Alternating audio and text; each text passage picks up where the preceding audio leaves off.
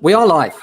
Hi, everybody, and welcome to this week's Isolation Inspiration. We are back with the amazing, legendary auctioneer, Richard Worrell from Network Auctions. He is the most fantastic guy. And I mentioned earlier, what I love about working with him is the values of his company are driven the same way as ours are. It's all about the client getting the best possible result within ethical means. And they do a smashing job. We've been working with them for years now. We've got loads of different auction stories, haven't we, Dickie? Yes, we have, Ken. Yeah. Morning. Yeah. How are you? Yeah, good. Thank you. Yeah, it's nice to see you and welcome to the show. I really wanted to get you on because I think, you know, auctions are something, they're more and more popular now with people just in their curiosity, even if not in physically using them. Homes Under the Hammer, as you know, we're very involved with that show. And everywhere I go, people say, oh, you know, saw you on the show, and they talk to me about auctions. It's clearly a thing that people are thinking, yeah, if I want a really good deal, then I should go to an auction. It doesn't necessarily work out that way, does it, Dickie? It doesn't. I think the thing about auctions is, from a buyer's and seller's perspective, it is all about getting a security of a sale or purchase. Yeah. So from the seller's perspective, the main reason why sellers want to go to auction is because they want to know that they have a deal. So when the gavel falls, the buyer pays a non-refundable deposit, 10%, and then the buyer completes a transaction 20 working days later. But the flip side of that is that seasoned buyers in particular want to know that they have also got a secure purchase. So unlike when they make an offer on a property on private treaty through an estate agent, a deal may be going through, but then if another offer comes in on that property, the agent is duty bound by law to go back to the seller and inform them of other interest. But on the fall of the gavel, obviously the purchaser gets exactly the same security of purchase as the seller gets themselves. It's locked down, absolutely. And that's the beauty of it. And I should say at this point, as we are live, Dickie, I have said to people, look, you may have some questions and we'd love to hear from you. If you're looking at this and thinking, should I sell at auction? Shouldn't I? You know, what are the pros and cons? How do I bid? Any questions, please do put them to us live now. You've got the expert on the end of the line here, and everything about auctions is in his head. So if you want something, any information at all, now is the time to ask it. And if you're watching this after the live, just put the words rewind in front of it and we'll get the message back to Dickie that's come on, and we can answer your questions. If we can't, he can.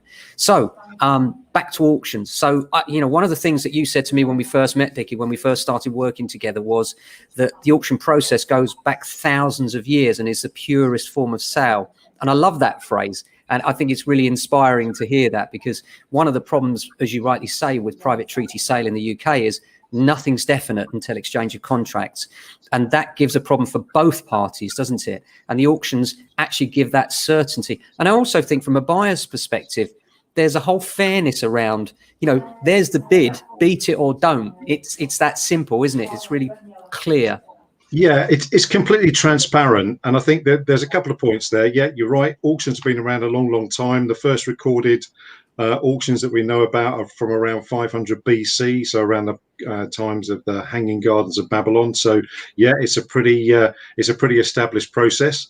That's number one. Number two, it is about transparency, and this is really key, because your purchasers need have a requirement to know that the process they're involved with is completely transparent. In other words, they know that whether they're bidding in a room, which we can't do at the moment, as you know, or they're bidding online, that it is a clear, fair process. Yeah. And this is one of the really interesting things about the market that we're operating in now, because we can't use our room at the Westbury Hotel in Mayfair. All auctioneers are running their auctions online. How the public was going to engage with that process and how comfortable they were going to feel, because that's key. Because if a buyer and or seller do not feel comfortable with the process, then you won't get results. Well, the results are pretty phenomenal. We've run 7 fully online auctions since the restrictions came into place earlier part of this year, and we've had consistently 30 plus people registered to bid per lot. Over 150 to 160 bids per lot is not uncommon. And there's a pretty strong argument in the business at the moment to say that actually the online process is far easier for the public to engage with than it is for people to go to a room in London or to set up a telephone bid on a room in for the properties that are going for sale in a room in London. How that's going to pan out in the future, are auctioneers all going to rush back into the room or not? Well, that's a conversation for another day. But the most important thing is the process we're using at the moment. It is as legally binding. It's exactly the same as if we were selling properties in the room on the day, but everything is online. And I say we've been amazed at the feedback we've had, and interestingly, from unsuccessful purchasers. Who said, you know, it's a shame I didn't get it, but thanks for all your help. And I'll have no hesitation in bidding for another property again because I just like it. I can be at home. Transparency, as you say, they know that they've had the same chance as any other buyer, and I think that's critical. So let's talk about auctions from both points of view. If we can start with the seller, because obviously we're interested in encouraging more sellers to come with us on auction, and as you know, we regularly provide lots, and in fact one just during lockdown achieved over £1 million. That was the first post Mayfair Hotel auction, wasn't it? And we got over £1 million for our client, which is way over the reserve. We were absolutely delighted with that result, and it was one of the things that made the online principles proven for me. And since then, as you know, we've had other lots in and they've also been successful. In fact, we've got 100% success rate. So it's been amazing, and we've got another lot coming up which we're excited about, and we'll talk about that another day. But so from a seller's point of view, it's a discussion I have all the time with people, and it's great. I mean, the great thing is, if you're thinking of selling by auction, what it will do for you is give you absolute certainty that when that gavel falls, 10% deposit is put down, and then 28 days later or 20 working days later, the money is in your bank. It's that simple. And that's a beautiful thing. But there are some hurdles we have to get through to get to that point, because at that point, obviously, we've got the legals, haven't we, Dickie? Okay. Now I'm talking. Sorry, say again. So before the auction is actually taking place, because we need the legals already explained to the buyers, we have to do the pre-auction pack, which is something you would normally do as a seller prior to the actual exchange of contracts. We have to do that prior to the auction. Yeah, as a seller, if you're going to auction, you need to instruct your solicitor. You do it in conjunction with the auctioneer, and we ask your chosen solicitor to prepare the auction legal pack on the property. Sounds quite a grand document, but it isn't. It's just the same documentation that will be passed over during a period of weeks and months on a private treaty transaction. But we need all of that packaged up together so that your prospective purchasers and their solicitor can view it prior to bidding on the property at auction, because when the auction ends, at the moment on the online auction, the fall of the electronic gavel, then obviously the purchaser exchanges contracts. So they need to be in possession of all the legal documentation for that property so that they can make an informed decision before they bid. Absolutely. And it's fair to say that you do need to investigate that pack thoroughly if you're a buyer for the first time, because sometimes there is a charge on there of a percentage of the sale price. And this is one of the ways that we make auction selling cheaper for the seller, isn't it, Dickie? Okay, so as a prospective purchaser, if you, my number one advice is you always look at the legal pack. Number two, I would suggest you get your solicitor to look at the legal pack. But a lot of people feel comfortable making their own decisions, and that's fine. They don't want to put it in front of their solicitor. However, if it was me, I would. But the one document that a purchaser must really take notice of in the auction legal pack is a document called the Special Conditions of Sale. And the reason why a purchaser needs to look at that is because in that document, it will be stated if there are any costs to be recovered by the seller in relation to their costs for taking that property to auction and selling it. So the seller may wish to recover some costs towards their auction costs, or they may wish to recover some costs towards their solicitor's costs, but it must be stated in that document. So you need to check that document to see if there are any other extras on top of your purchase price. A standard recoverable cost in the Special Conditions of Sale is for the cost of the searches that are included in there, because if you were buying by private treaty, then you would pay your solicitor to apply for the searches on your chosen property. Well, they tend to be included in the auction legal pack, and if they are, it's only right and fair that the seller recovers the cost of those searches that they have paid for. But Special Conditions of Sale, as a purchaser, that's where you need to be looking. Right. So now let's talk about sellers, and specifically what sorts of property are right for auction? You know, would it be right for you to sell your home in an auction? Let's talk about the different circumstances around that, Dickie. Okay. The short answer is any property is suitable to go to auction, but clearly they don't. And although the private treaty process, I like to say the private treaty process works because of its dysfunctionality, if there's such a word. But it's dysfunctional. However, it works for most people because a lot of people need to sell and purchase another property at the same time. So that's why chains are built.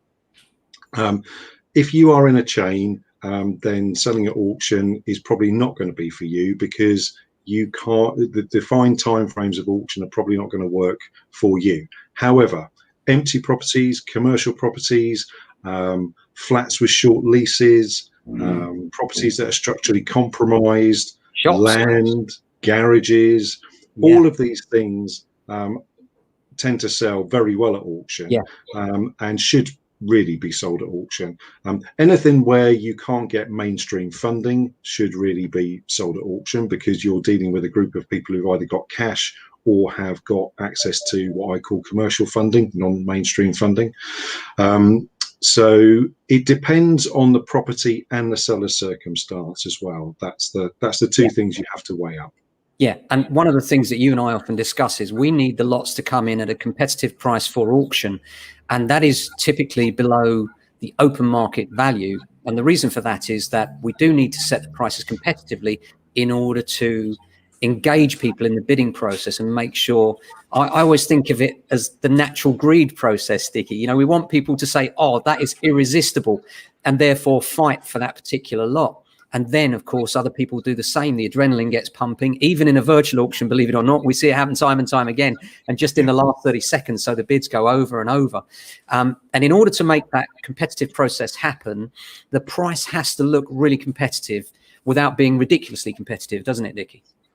It does. And you know, it's interesting. There are some lots, properties, whether it might be you know, something that's very difficult to value. You, as an auctioneer, you have to place it into the auction at a figure where you believe you will generate enough interest in order to get the best possible result for the seller.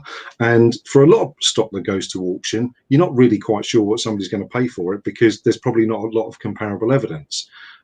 So it's, you know, your experience as an auctioneer and working with obviously hugely experienced people like yourself who know your market, who know your area, and that's where the guide price for the property, you know, comes from.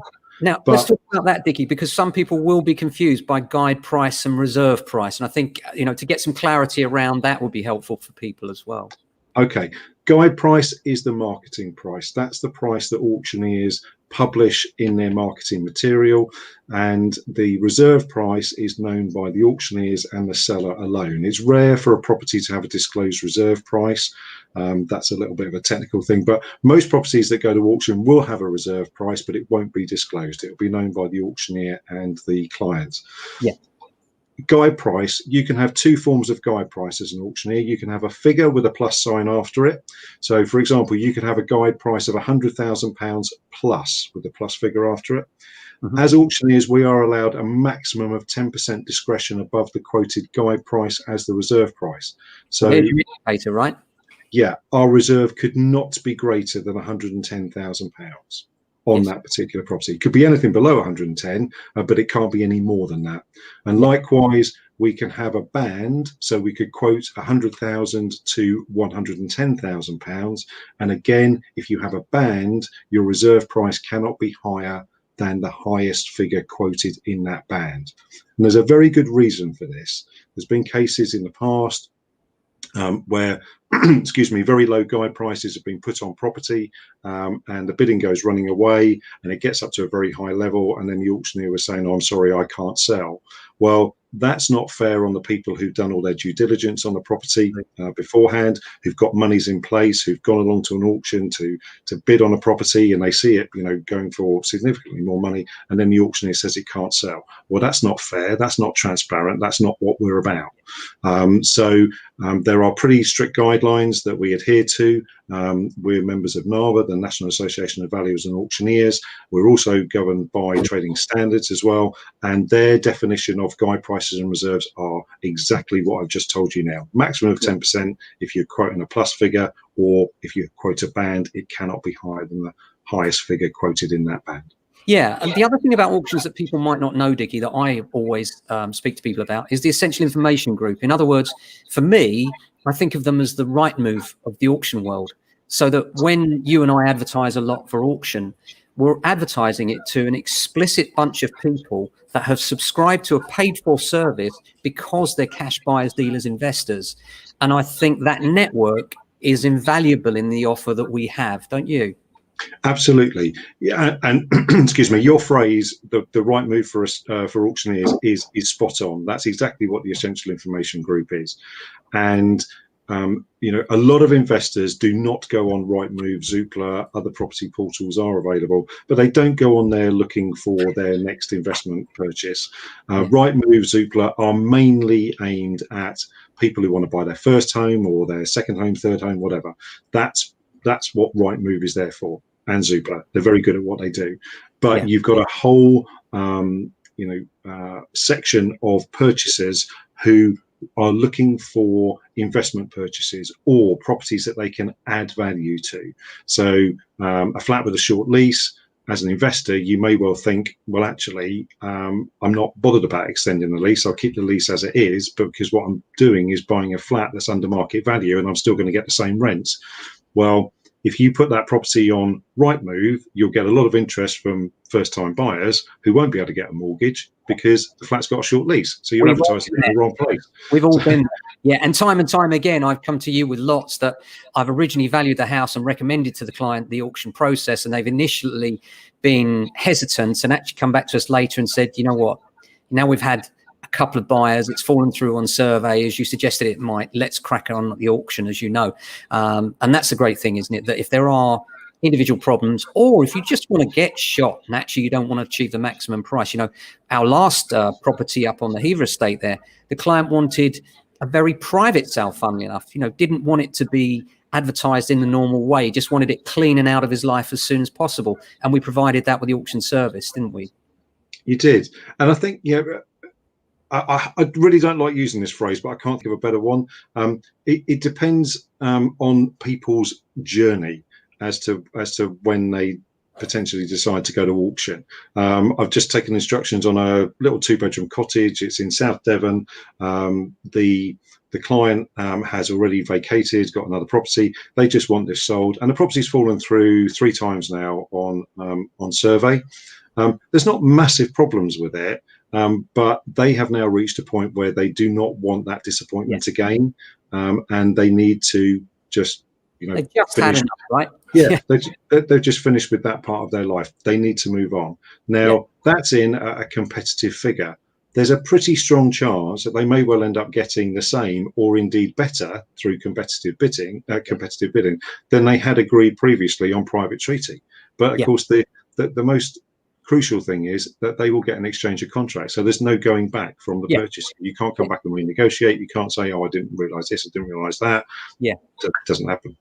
And we've seen it before where we've put properties on and we thought, well, you know, we have to put the competitive pricing on and the vendor has to take that risk in the first place. That's critical to the success of the auction. But actually, sometimes that can drive it well above the open market. We've been surprised, haven't we, Dickie, with some of our lots where literally it's gone over what we would have expected on the private treaty market. So we can't promise that, of course, but sometimes auctions can be really, really popular. They're seen as different, they're seen as exciting. And if you've got a particular niche price range that a lot of people are looking in, especially in the auction world, and it can be a different kind of price range than we would like in the open market. For instance, you know, everything here right now up to $500,000, you know, people are all over it like a rash for obvious reasons, maximum stamp duty savings. But you were telling me that small flats with short leases are very popular right now, Dickie.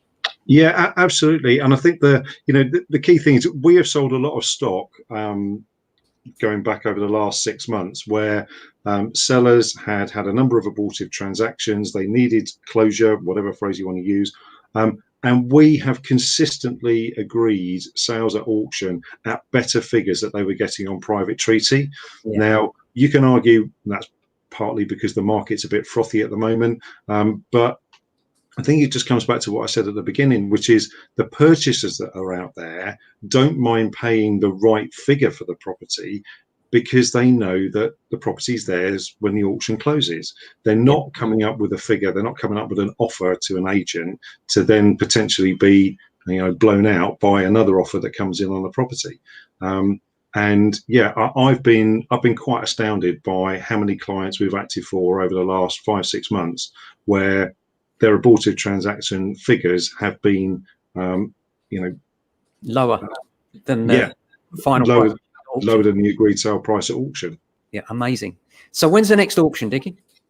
We close the catalogue this Thursday, and the next auction is on the 10th of September. And then the following one is the 1st of October, then the 5th of November, and then the 12th of December. So we've literally got a month now.